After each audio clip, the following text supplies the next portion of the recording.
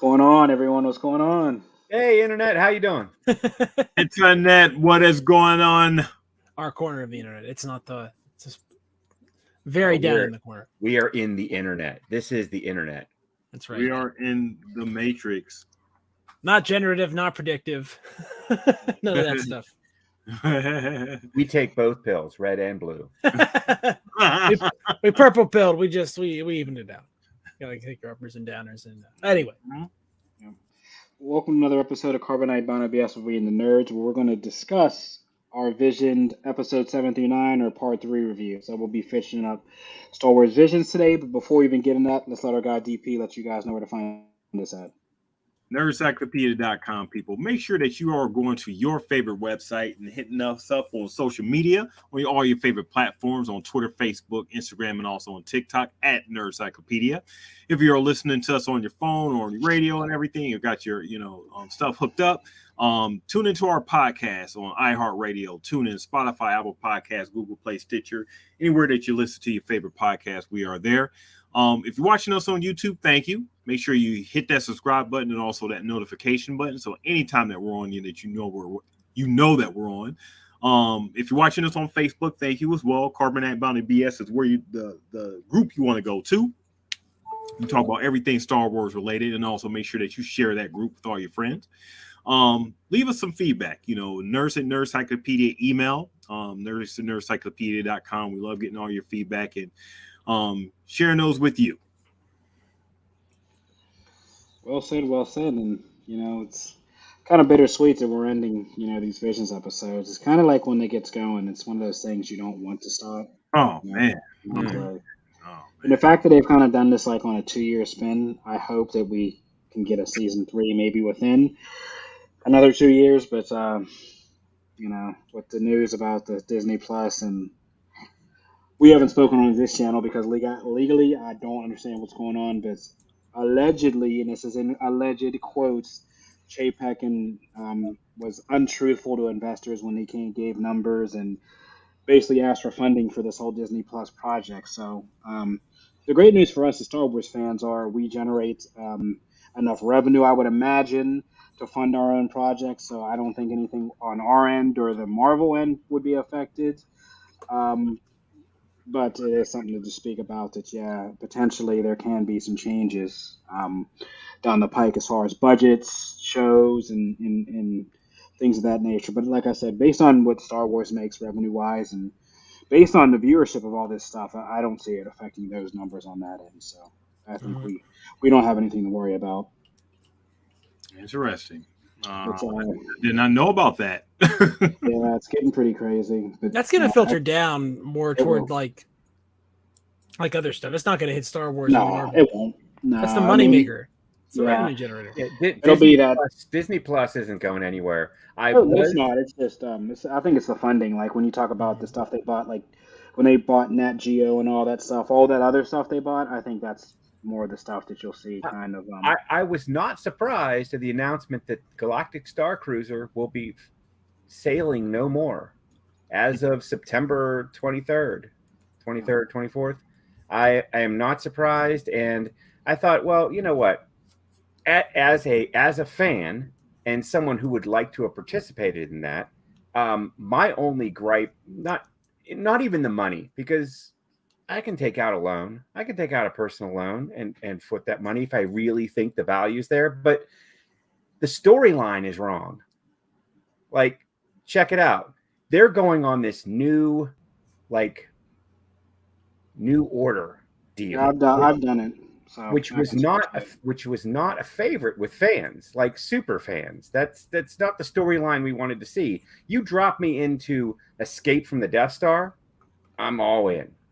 Put all the chips in. That's where I want to be. Not in this weird world that I have to actually force myself to understand and believe these things. That it just made no sense for Disney to jump on that. And I think that's where they failed. It was a total flop as far as the storyline goes. And the POVs that I've seen of it suck. Really terrible. I won't say that. I'm not going to let that happen. It's phenomenal as far as the look and everything. Apparently not. Apparently No, it not. does. Apparently it It's not. sucks. No, I will Apparently it say sucks. the show was a little booky with the lightsaber and the stuff they had Ray doing. I was just like, kind of corny, kind of claustrophobic to be stuck in like a no sighted room. But you do go out for your excursions to Yeah, Batuu. and I got more from a few rides on Rise of the Resistance than I got from any POV. Right. I mean, it was all right. I mean, the thing is I mean, it was just a flop from the beginning. It's and crazy. For 2 days, that's not enough. You need a week. It's crazy, but it's been Disney's most immersive project they've ever tried. So I'll give them credit for trying something that no theme park has ever done, which is basically like an escape room. It's just going to be another hotel, though. They'll just turn that to an on-site hotel. It's just going to be. So it'll be a normal, like a hotel with no windows in Florida. You know, they're going to turn it into an extension of Toy Story, and make it like a Dude Ranch or something. Hey, I heard tell some guy was saying he was going to build a prison over there, and I figure if there's not a lot of windows anyway. It's the only thing Disney World does not have. They have security. They have a holding cell, but they don't actually have a prison. So imagine that. They could actually put a Disney pass holder in jail for 6 months because they were rude to a cast member. Right. Which is pretty like Itchy and Scratchy Land, right? Right.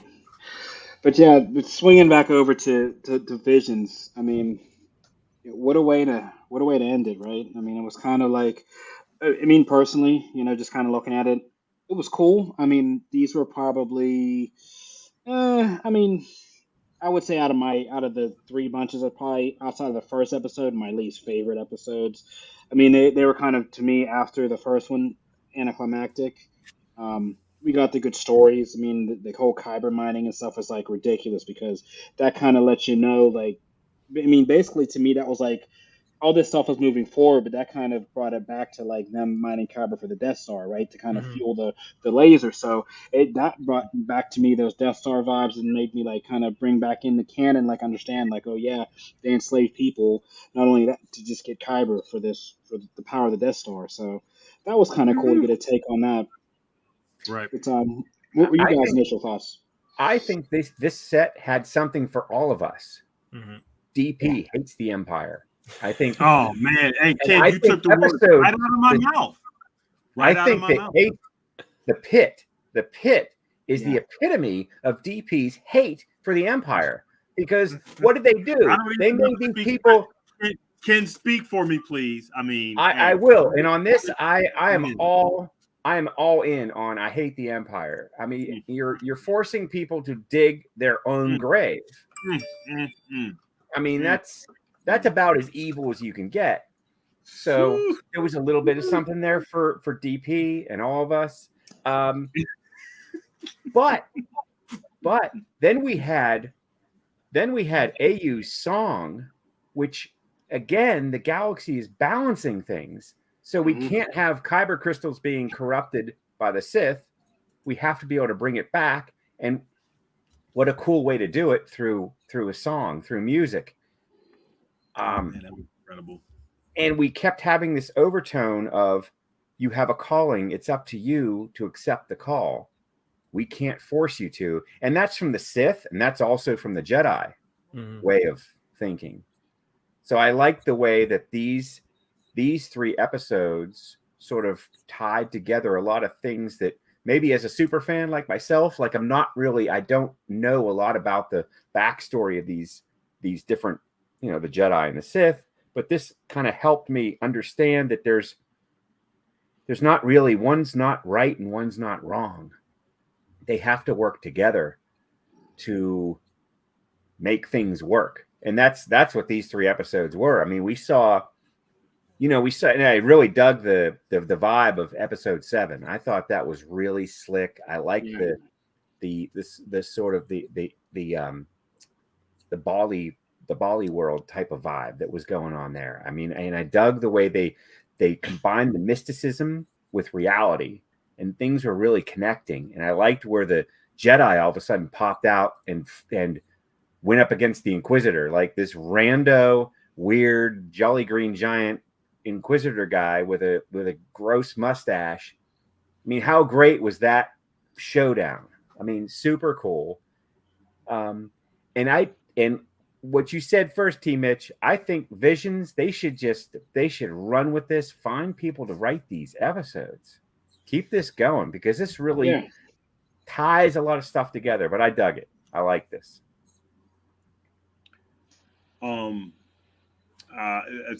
Ken pretty much spoke for me and everything, as far as the episode 8, The Pit. So no need to really expand on that. We hate the Empire. Oh man, I was just like flabbergasted. I was like, these mother man. So it was about 4 or 5 different episodes in this series where a young child had to go at the end of the episode to an older Jedi and be called to their duty, right? I think this was like a running theme with like a bunch of different episodes and stuff with the variety of different animators. We had it in the last episode. We had it in the 7th episode. And I want to say it was a couple more episodes beforehand where it was just about that time. They said it's that time for you to go. We're calling you, and you have to do your duty and everything. So I think this season was very, very a big step forward to this type of storytelling if they were going to keep along this way. First season was a great experiment, had some pretty decent episodes in there. This season is just far and away to me just a better narrative. As far as exploring things, exploring the culture, within these different planets and stuff. Tying them to like real life stuff, real life culture and stuff, and it fits so well. It fits like a glove in the Star Wars universe. Mm-hmm. I mean, this was like you were saying, this is like Epcot, right? This is the Epcot of Star Wars. We've got a tale from every country, right? We've had Latin America, we've had the UK. This story we talk about episode 7. Actually, it is India, so it's an Indian director. So an Indian tale. I mean, we've had Southeast Asia, we've had literally Japanese anime. I mean, we've been all over the world. I like how these themes are. We're just picking different countries and just seeing different takes on Star Wars. I think it's phenomenal. Yeah. You're getting all your and you could tell like their passion in the storytelling, and I think the animators, storytellers, took what they tried to do in the first season, and I think they sort of more or less integrated it with respect to canon and everything to what they wanted to do with these different styles and stuff. They still had their own style, but it wasn't so far outside of the box where you couldn't.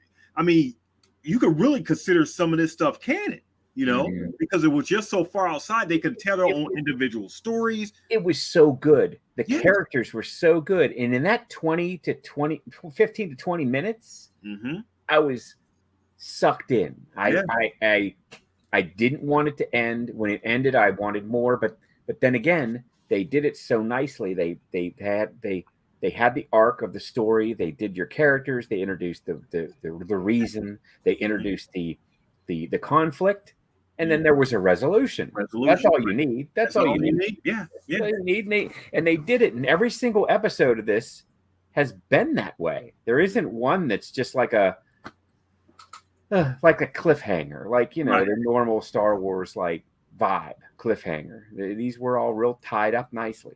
Very, very cool. Mm-hmm. I'll say this, the Bandits of Golak had my attention when all those insurrectionists showed up on horses, and then there was like all that chaotic, incredible violence that just happened. It really flipped the script. It seemed like that was going to be one of those cutesy, like Aladdin style stories. Mm. And then all of a sudden, out of nowhere, people are getting just shot in the face, and horses are flying everywhere. Non-Disney. I mean, it was great. Disney. I see you, Disney. This Mickey was Mouse. Very Mickey Mouse growing up, right? Some parts are about to become public domain, so the childhood's over. I'll say this too. I really, really liked how they animated everything in a pseudo-realistic way.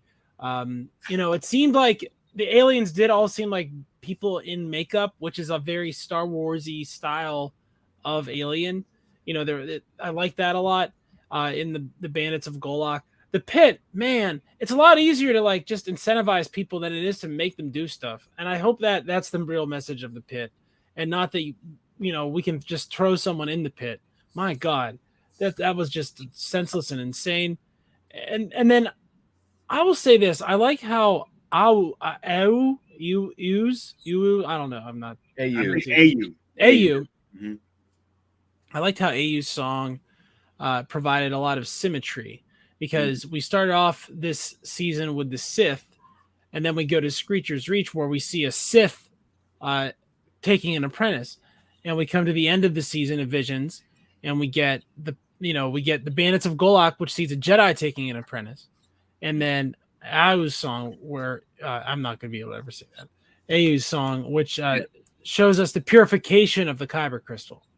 And I like that we have that episode about the duality of those statues right in the middle, kind of right on, forward before, forward after. Mm-hmm. And it talks about how, I don't know. It's to me, the theme of this season is a lot of like it's two themes really. One is that the Empire is terrible and just terrible.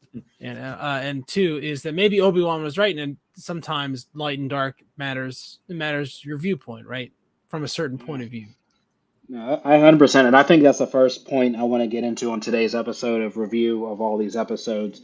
And it's really can be our, these three were a little shorter, so we can really go into our overall review of this. But I think that's the biggest talking point. We've discussed this for a while now. I've discussed it.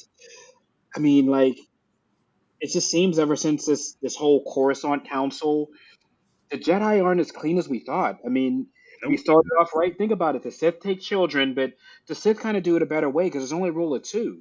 Think about the episode 7 when they took that child. How many kids get trained as Jedis that actually deemed Jedis? Yep. In that council, in that Coruscant temple, a lot of those kids will never be Jedi Grand Masters. They'll be Jedi Padawans, but even they're not even younglings, right? Say they don't graduate to the level. What happens after a person doesn't ascend or pass the test? And guess what happens? Right? What happens to them? They don't get the full training because they're not worth it. They become gray Jedi, which can then fall into the dark side, or and they become foot soldiers, and they get thrown out into the battle and chopped down first. Correct me if I'm wrong, Trenton. But in Legends, it is canon that if you wash out of the Jedi Academy, you end up in like the agriculture corps using your force powers to grow food, right? Isn't that actually what they do? They had something like that. Which is crazy that they allowed them to. It's not the same thing. They're fodder. They're just They allowed them to use the Force, which is crazy, outside of the temple, which is like a forbidden thing. But I guess if you're Force sensitive and whatever, right? Legends wasn't even real. I think I lost the audience. So they can use the Force to grow trees, but they can't use the Force to protect and serve as they're supposed to. There's no reintegration. I don't know. It wasn't the people that failed out like because of character flaws or because, you know what I mean, because they became Dark Jedi or Sith. It's just they couldn't hack it. Like they didn't have enough connection to the Force to manipulate things through telekinesis or see the future so they could do lightsaber fighting or whatever, but they could grow plates. That's tough to be a mediocre Jedi. I mean, not even just a mediocre Jedi, a washed out Jedi. It's almost like if these guys walked around saying they were Jedi, it would be like those people that wear fake military uniforms to the airport. That's stolen Jedi valor right there. Good. I like that example. I mean, it's but we're talking like we're making it real here because that's really what happened. There are all these people that maybe have Force attunement, like they can get it, they feel something, but they don't energize it. They can't control it. So you're not going to continue their training, are you? You're not going to waste the money and the time. Just let them grow trees. Let them be the first ones to go up against the new order. Let them get cut down. Who cares? A very obviously stoned Yoda is like, let them grow trees. Like, you know what I mean? Maybe that's what's going on. See, I didn't even know that. I learned something. I didn't even know that. So if you can't be a Jedi Master, then you're going to grow trees. Literally. Wow, It's lucrative. sign It's me a up. growth industry. Yeah, I mean it's a crazy theme, but I mean the more and more you watch the story, the more and more it makes sense of like how ruined the Jedi were. I mean, allegedly, and I mean it's to each his own, right? We've talked about the end of Return of the Jedi, but I mean literally that's literally Yoda dies from remorse of the decisions he made, and allegedly it's been loosely translated that he realized that Obi-Wan might have been, or excuse me, Qui-Gon might have been right, and maybe you did like you were too clouded. Your judgment was clouded. You went the wrong way. You maybe thought you were the might of the Coruscant Council and really the senator, and you pulled the wool over So your eyes. okay.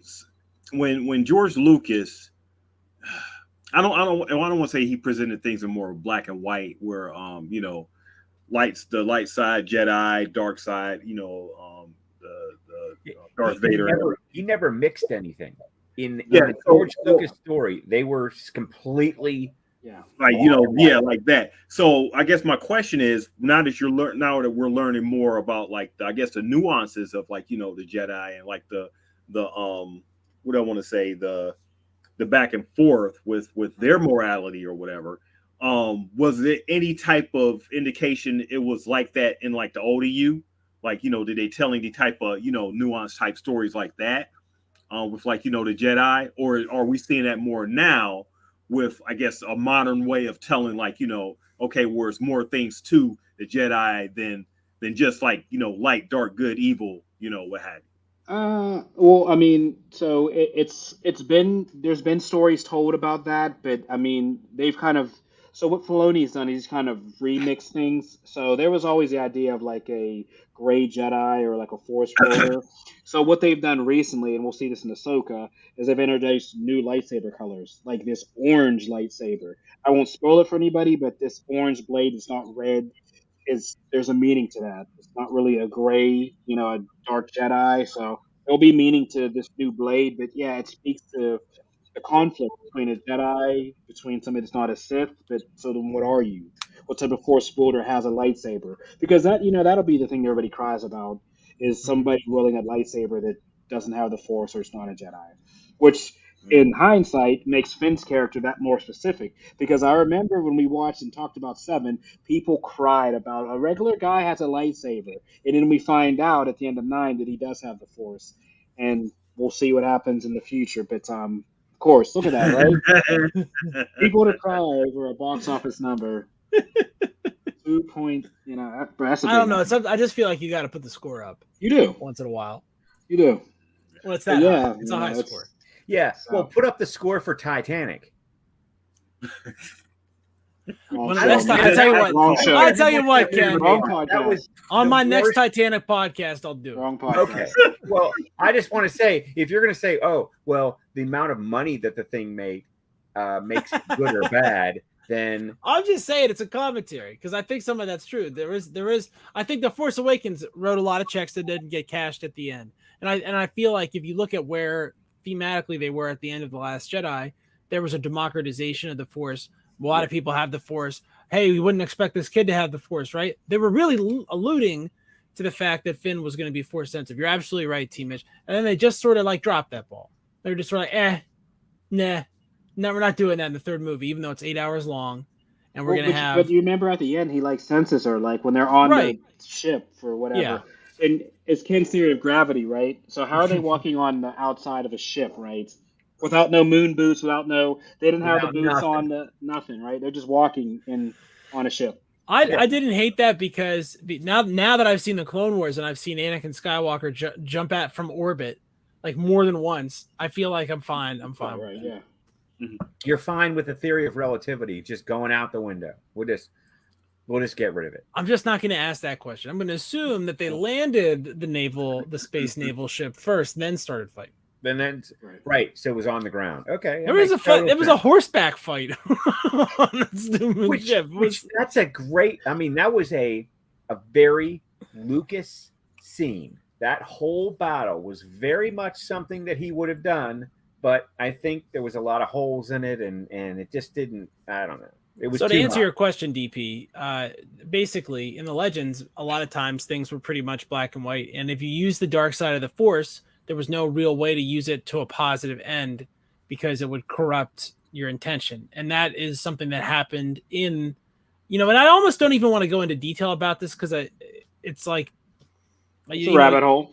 Well, they're using. It's not just a rabbit hole. It's that they're using so many of these things, like you said, remixing them. That I don't even want to start. I don't want to give away something that's going to ruin something for someone later. But basically, the ultimate. They did an ultimate example of that, right? Where somebody did an evil thing for a good reason, for the best possible reason, and it was really, really evil. So they kind of went. I think the Legends canon is you really can't use the dark side of the Force and have it come to a good end.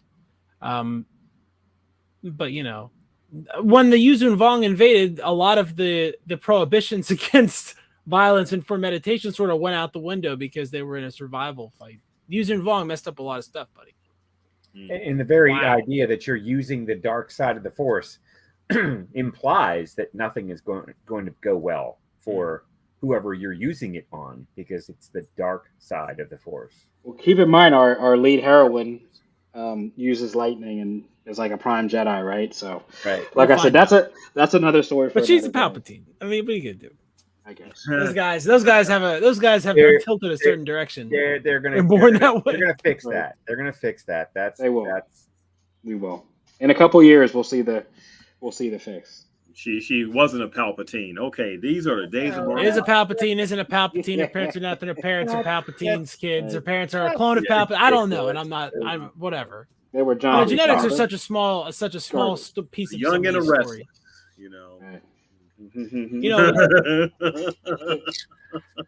All mine the courseless. Then Star Wars, man, put it on the side of all the soap operas and stuff. I mean, this is a big soap opera, for real. But you can do that if you have eruptions of insane violence in the midst, like we saw it in the Bandits episode tonight. Insane violence did come out on footage. You can get away with that. I will give you some rope to work with if you're willing to show me just a little flash. And they paid it off at the end. I mean, that guy's throat cut in half. That was gnarly, man. And he still got a last word in, which is so poignant because that's a Star Wars thing. Like everybody, no matter who gets beat, you get a last word. Obi-Wan got one. Anakin got a last word in. Everyone that we know, even Yoda, got a last word in. It's always a thing. Yeah, whatever it is. Okay, so with me asking that question, I guess what made the magic of Star Wars so great is that you did have that black and white. You did have the parting of the sea. You could see what's on this side. You could see what's on that side. When you tell stories, as I do, and I am a storyteller and everything. It's all in Hitch, you are as well. When you tell stories, given a nuance of different things, and telling like the balance of certain things where things can't be all on one side, things can't be all on the other side. Is it taking away the magic of what Star Wars and the spirit of what Star Wars was to bring it into like the modern times right now? Is it like, I mean, is there really a light side or a dark side? I mean, I always say that, good is like, what is it? Good is is up to interpretation.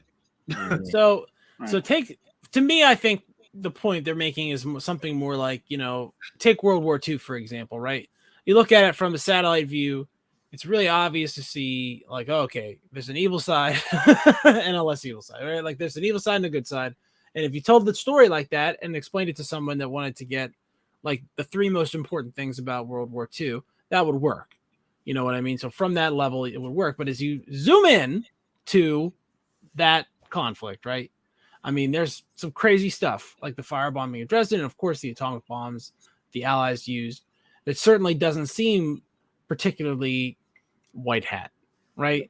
Mm-hmm. So I like what they're doing because what they're doing is shading in complexity here. They're showing that it's not necessarily moral relativism, which I think is the danger of saying there is no such thing as absolute good, right? That's something that I would reject. I think that there are certain things that, there's a lot of black and white on either side and then a gray piece in the middle, right? There's a lot of stuff that's really evil. Like the stuff the Empire does in the pit, right? This is just stupid and evil for no reason. Like you couldn't build these people like you couldn't build them a ramp. Yes. That's like the epitome of absolute evil right there. Man, that's just some bullshit. You can't build these guys a ramp at the end of the day. And how are you getting them down there in the first place to get more people in the pit? Look, I mean, I'm just my thing is always when I think about economics or having to how you get someone to do something, I think it's always much more productive to convince them to do something. And the Kyber is expensive, so you cut them in. You do a little bit of that profit sharing, right? A little bit of commission, which we're all big fans of in this on this podcast, right? These things work a lot better than just getting a gun and pointing it at someone and telling it to dig for no reason and leaving. Does it? I think it does. Not I in this think case. it does. Not in this case. The Empire got exactly what they wanted. They got all the Kyber. They got to the end. You heard that commander. He's like, they're at the end. Cut him off. They shut everything down and. But they didn't kill him, right? So here's my thing. So it'd be one thing if they just left, right? Dropped everything and disappeared. But that's not what they do. They release the handcuffs, so they free them, but then they don't bring them out of the pit. And then it's not like they're off planet. Like, again, they didn't take off or were too busy or they had to go mine Kyber crystal elsewhere, either on the planet or in the, 100 billion star galaxy that they inhabit, right? There's probably other places. They just hung around and left the pit there. I mean, obviously, in a situation like this, I got to say, this is an allegory. It's not something that has to make any sense. But when you think about it, if you're going to be evil, wouldn't you just fill the pit in? I mean, that really prevents there from being any complications later. Well, I thought when it started raining, that might fill in, that might drown them. I thought that would Empire's very evil, as our friend DP knows. It's an experiment coming from on high. It could have been just someone from well, let's see what happens. Let's mine the crystals, dig their own grave. I mean, if you want to call it. And see how they survive. If they survive, that's it. Why spend more money when you don't have to? When you don't have to. Let's just see if they survive. They survive. If they don't, then it's no loss. Right. We'll let them go. They could have left them shackled. They could have left the real bull crap was them throwing that what's his name, Crux or whatever, throwing him back in there. That was some bull crap, man. That's a half measure, and it's also a half measure because if you're gonna kill the one that comes up, right? Why are you stopping? What's the difference between this person and the rest, other than that they're 200 feet lower than you? I thought they were going to shoot everybody that was down there. I just thought that was going to be the next thing. I said, and it's kind of crazy just thinking about this as a Disney property now and the things that you can and cannot do. But the things that they're willing to let go, I don't think they would let this go in the main Star Wars stuff, but just this piece right here, they would. And I would think about letting a young child see this, a 6-year-old, a smart 6 or 7-year-old or whatever, look at this. Well, Dad, how are they going to get back out? They're not. They're not. They're going to stay there. They're not. It's good that, you had the happy ending and everything, but how many times have they done this? This cannot have been the first time the Empire has thought about doing this. I just can't believe that they don't have use for these people in another pit. If there's no other reason. That's what I was thinking. Like, there's no other pits on this planet that has Kyber. Like, there's just one. So if you're one of these people, would you do this again? I don't think you have a choice. Well, you got to remember, it's always there is an implied choice to everything the Empire tells you to do. you always have that option whenever you want. You can take a blaster to the face, or you can they'll push you out an airlock. They'll have some. If you really mess around and find out, Darth Vader will choke you out. Everybody. You can get electrocuted on the floor. You can get electrocuted for walking on the floor at night. Right. They'll keep you in prison until you have a stroke. The Empire does a lot, is willing to go to some extremes to get their point across. They'll just grab you up at your beach vacation, even though you have plenty of money. They'll just grab you up, Yeah. Innocent people, right? He said it. I'm innocent, right? Oh man. Because they need Oh, the labor, right? Which, like, on this planet, we have figured out better methods of digging around than somebody with an axe or someone with a shovel, right? We've beaten And the person with a in shovel. there, model. I mean, you guys can't be shocked that they did not set fire on all those people. Like, he asked about what should we do? What should we do? And that finally they said, okay, we'll just leave and go or whatever. But they made the threat, or the leader made the threat about we'll stand your ground or we'll shoot. Perfect opportunity to, it's Disney. You're talking about the saviors, the ones that were following the light. Yes, the one that was following the light and everything. They could have very well just shot them all down. Too many. All of them. There were too many of them. It was a lot, but what was they going to do? They had the weapons, right? Yeah, but a stormtrooper can't shoot. That'd been he shoots all the other stormtroopers on Hex. That'd been total waste. They've been shooting into the air. And when you have, so there was how many 20 stormtroopers and one stupid commander, and you had 1,000 townspeople who were pretty pissed off. Yeah. Once they realized what was going on, they were like, I think some of the stormtroopers probably got pushed into the pit. What kind of propaganda does the Empire have that they have those people just eating out of the palm of their hand? Well, I think part of it is that, hey, if you mess around, we'll throw you in the pit, and we're willing to do it. And here's how willing we are to do it, right? I mean, it's a threat, and I think that we see that in the modern world. I mean, weren't they shocked? Okay, is this true? I mean, you heard all these murmurs and stuff going on. Why does a state execute somebody who's a protester, right? I mean, and I don't mean to say, not in this country. That doesn't happen in this country. It doesn't happen in the United States. But I'm talking about Iran, which is happening right now. They're starting to execute people who are protesting the government there. It's causing a whole bunch of unrest, a lot of unrest. And look, in these revolutionary situations, a lot of times what ends up happening is a scene very much like what we saw in the pit, where the population is pushed to a certain extent and they break, and then the soldiers have to decide whose side they're on. Right. And they're essentially given the option of shooting everybody. And a lot of times that happens. It happened in 1905 in Russia, as just one example. Or they have the choice of joining in. So that happens sometimes too, where maybe the stormtroopers would turn around and be like, yeah, let's get the officer and just kill the emperor. So, things go either way, right? And these riot situations can get hairy. There's a lot. Every revolution essentially has a moment like this where things crystallize and a decision is made one way or the other. And basically, a lot of times a shot is fired and there's, historically, right? Nobody knows who shot the first shot. Just a lot of shooting happens. Yeah. And then you got the aftermath. I mean, what it essentially comes down and by what you're saying, it's a numbers thing. Are you going to go with the majority, or are you just going to stay with your belief of the minority, even though you followed that or whatever? And if the majority seems like it's a bit more powerful, then you're flexible to go to that side. Well, there's a lot of factors that usually go into it. How long has the institution of government been around as a one?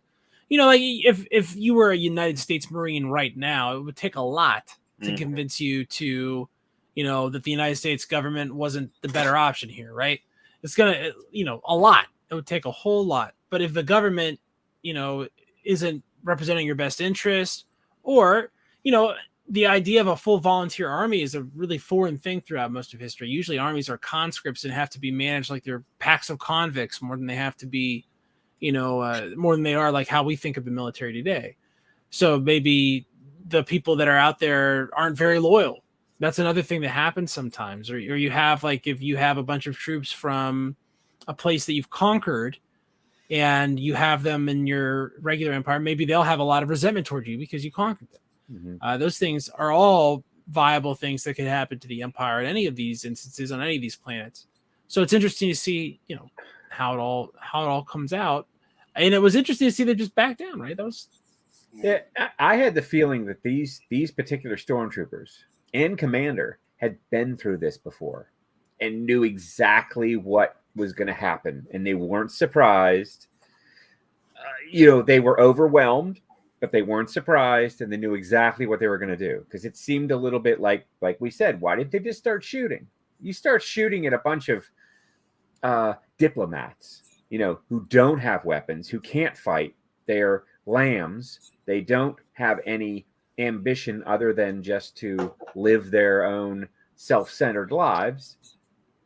If you're going to start shooting at them, they're going to lay down. They're going to lay down. They're going to run. But nothing like that happened. And I just got the feeling. I watched it a couple times. I got the feeling these troopers knew what this scenario was going to, been through this. They knew what was going to happen, and I think they just kind of let it go. They were like, "This is the end result. We're out of here. We got what we needed." Because they all made it out without there was no stormtrooper was harmed during the shooting of this episode. Everyone got away, but we got this really great hate story against the Empire. It was really heavy.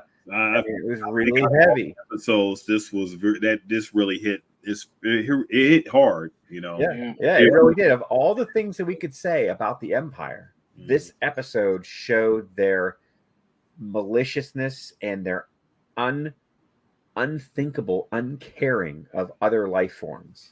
Yeah. Well, the interesting part you bring about this episode, this ties directly into Andor.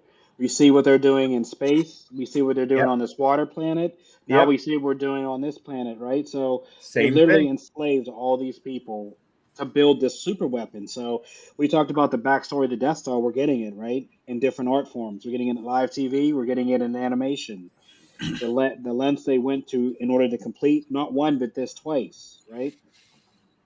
It's crazy. It only cost them twice the money to do it twice. Right. with the same, it's quite a deal. Errors, right? 200%. Nah, they had different stupider errors. They never should have left that reactor just open like that. God, that's so dumb. You fly right. The first time I get it, like they took, that genius architect, his entire being for 10 years to hide the one flaw that would blow the thing up. And then the second time, it's fly right in. That was ventilation. They had to vent. They had to vent the reactor somehow. Palpatine could make that a maze. Right.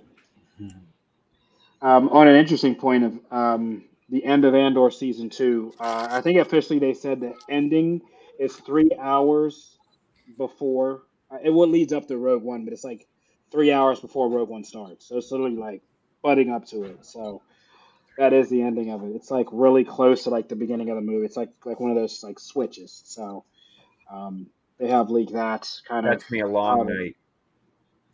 I know you're going to be watching that straight. So, fun thing. Rogue One in real time. Right. Literally. It literally will be that.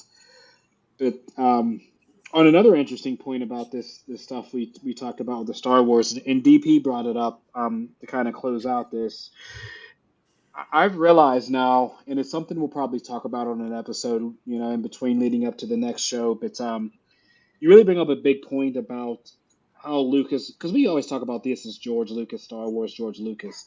But really, George Lucas was really black and white. And what I've seen, and I'm happy with it, that Disney has taken another approach. They've really done, the gray approach.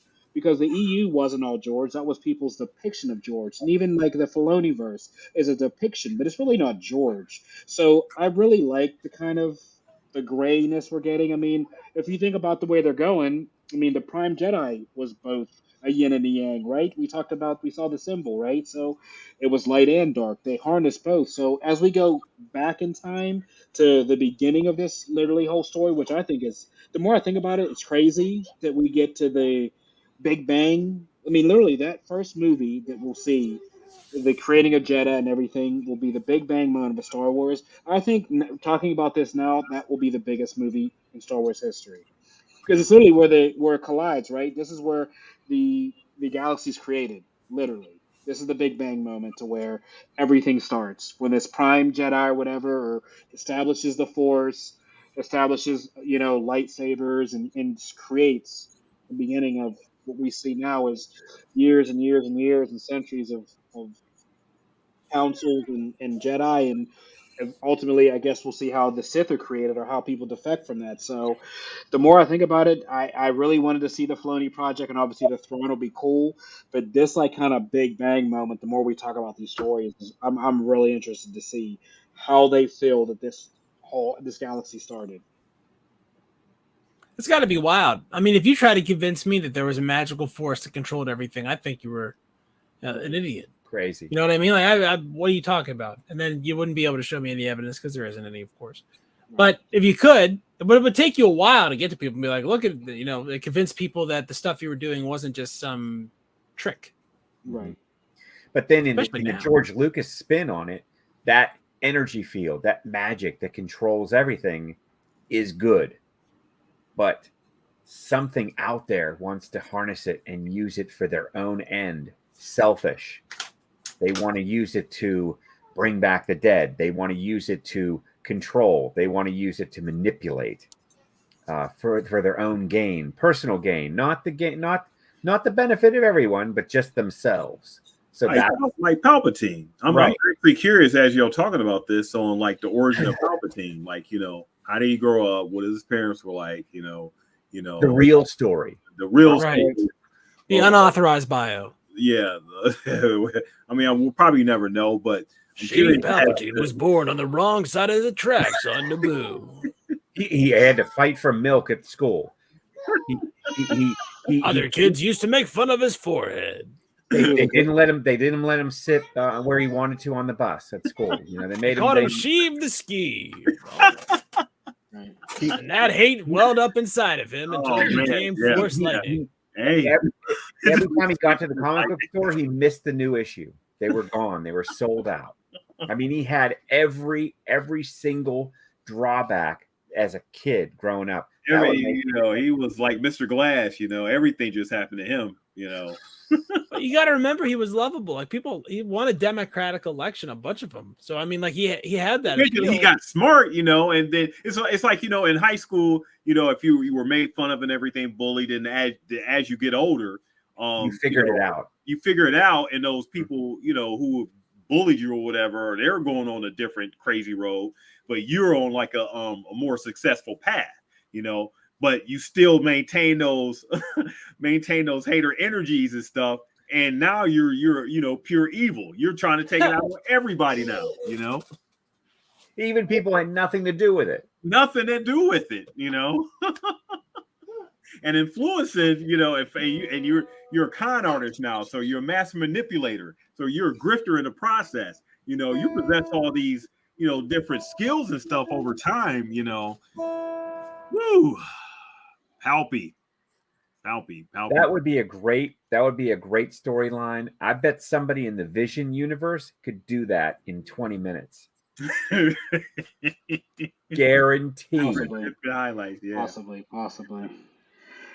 Yeah, guys, what a great ending to kind of this whole, storyline of Visions, and leading us into our summer, which on the back end is a lot more content. DP, why don't you let everybody know what you got planned coming up next and what our show schedule looks like here? We're still, in the midst of trying to figure some stuff out, but we're going to experiment with some, some what if stuff, what if, content with Star Wars. So we'll give you guys a kind of surprise on what we're going to come up with, and probably read some more comic stuff and, get into some deeper, novel stuff, hopefully, and everything. See how we go about that. Good stuff. So, as always, guys, make sure you smash like if you're watching us live on YouTube. Also hitting that notification bell, right? Hit that bell, as they say, so when we're on and we're going live. But yeah, guys, appreciate everybody. One final thing as well, as everybody knows, is our condolences go out to Ray Stevenson and his family. Obviously, he was a big part in the Ahsoka series coming up, and has always been around.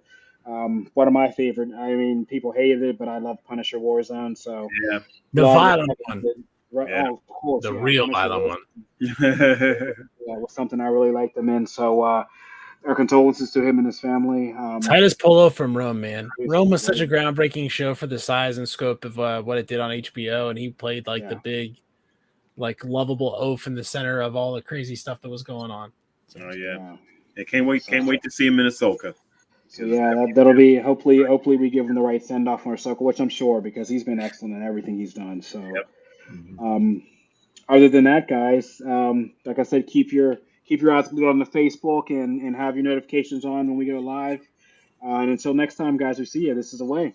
This is the It's the way. way.